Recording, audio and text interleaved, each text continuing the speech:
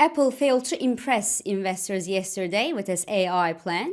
French and equity bond markets took a severe hit on Emmanuel Macron's snap election gambit, and the Federal Reserve starts its two-day monetary policy meeting today to probably reveal a projection with fewer rate cuts this year.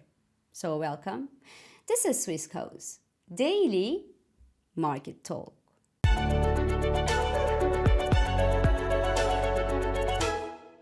Unimpressive was to investors what Apple revealed about its AI plans at its Worldwide Developer Conference yesterday. So the company gave details regarding its partnership with Sam Altman's OpenAI. They said that they will integrate the very ChatGPT into iPhones via Siri. They promised that many workloads could be done on device so that they won't share the user data with elsewhere. They said that AI on Apple will be private, that there will be a private cloud compute if there is some need for more computational power, and that it could be personalized. And yet, none of it surprised nor impressed investors yesterday. That sent Apple shares nearly 2% lower at yesterday's trading session. And cherry on top, just to make sure to feel worries, well, Elon Musk said that he would ban Apple devices at the office if ChatGPT is integrated at the operating system level due to data security risks. Voila. That announcement from Apple didn't go smoothly down the market's throat yesterday. That's the least I can say. Microsoft, however, rose almost 1% yesterday, while Nvidia advanced after its stock split that took effect at yesterday's trading session. So Nvidia shares are now trading near the $120 a share and no longer near the $1,200 a share. Beyond technology, well, the S&P 500 and Nasdaq both eked out small gains at yesterday's trading session, and energy stocks recovered as oil jumped to $78 per barrel level following news that the US imposed fresh sanctions on Yemeni Houthis. Now, I believe that the oil rally triggered by geopolitical news and tensions should see solid resistance within the $78 to $80 per barrel level, speaking of US oil, and that oil needs more fundamentally supportive news, like softer monetary policies, for example, to make a sustainable attempt above this resistance band.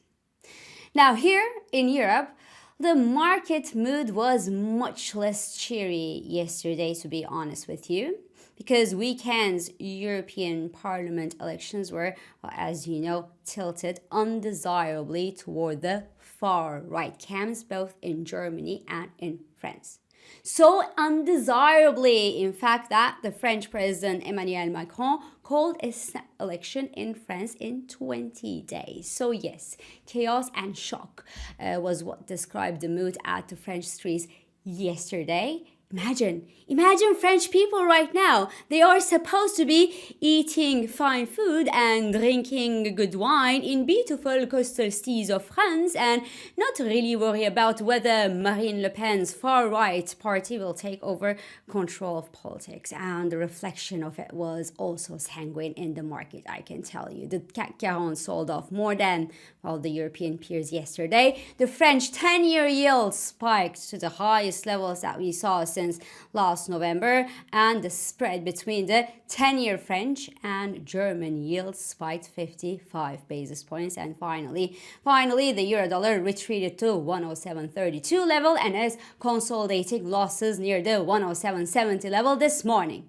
Thanks, Macron. Now, broadly speaking, political uncertainty and political division are never welcome nowhere. And Le Pen securing 32% of the cake in the EU Parliament is not excellent news, obviously, for France's EU-friendly reputation. I mean, France and Germany, those are the countries that actually drive this union forward. And the fact that they are now tilting toward the political right is obviously not excellent news for the unity of the union. But France has also a history of being an important pillar of the EU, and and the French may take their responsibility and vote accordingly in 20 days. Because look, Britain never managed to strengthen its back after Brexit, and French are actually watching the show from the front seat. So we will see how France and French will respond to Emmanuel Macron's gambit, but I think that France will eventually be fine, but political turmoil in the next few weeks due to the snap election could actually lead to higher and wider spreads across EU yields, and well, that could negatively impact the Eurozone growth expectations and also the European stock valuations. Now again, I repeat it again, there is never an ideal time for political division and political chaos, but the latest turmoil also comes when the European Central Bank is at a crossroads on its end due to a renewed uptick in inflation, remember? So as such, well, gray clouds may be gathering for the Stoxx 600 index near its peak levels. For bonds, however, well, Bill Gross thinks that European bond markets are about to become more attractive than their US peers, if you want to take the risk, of course. Elsewhere, well, sentiments toward equities in general is, well, on a slippery ground these days as the technology valuations have gone just too high, obviously. So fund managers were apparently sellers of technology stocks for the third straight week last week, and within the technology group, well, chip and chip equipment stocks were the most notionally net sold for the week that ended on June 7th, according to Goldman Sachs. And they also say that software names, on the other hand, were the most net bought among the technology space. But many investors still remain bullish on chip stocks as well, as demand for software obviously is positive for the sector altogether. And when comparing the technology versus non-technology stocks, the S&P 500's non-technology stocks haven't been this cheap since the dot-com bubble, both from price and from valuation perspectives, but the gap between the EPS growth between these two groups also remains huge, because note that the S&P 500's value stocks posted an EPS decline of 2.9% on average in the first quarter of this year, while the technology stocks printed an EPS growth of 43%. Now, this gap is expected to narrow, and the reflation trade, where looser monetary policies around the world and lower interest rates should boost appetite for value stocks, should somehow help. But if the technology stocks stop rallying, the value stocks will hardly make up for the gap, given that the upside potential for value stocks are dwarfed by the one obviously offered by the technology stocks, especially in this context of AI revolution. Just saying.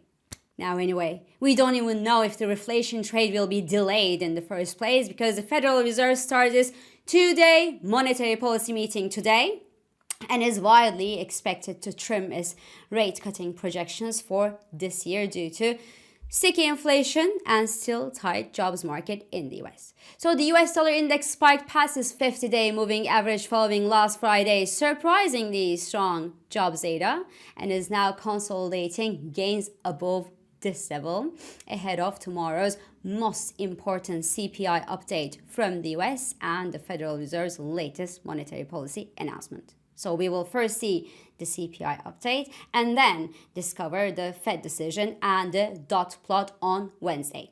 Now, according to JP Morgan, a May CPI read below 0.3% on a monthly basis would be supportive of the stock market valuations, while a print above the 0.3% level will send the stock market down, and the higher the CPI read, the sharper the sell-off.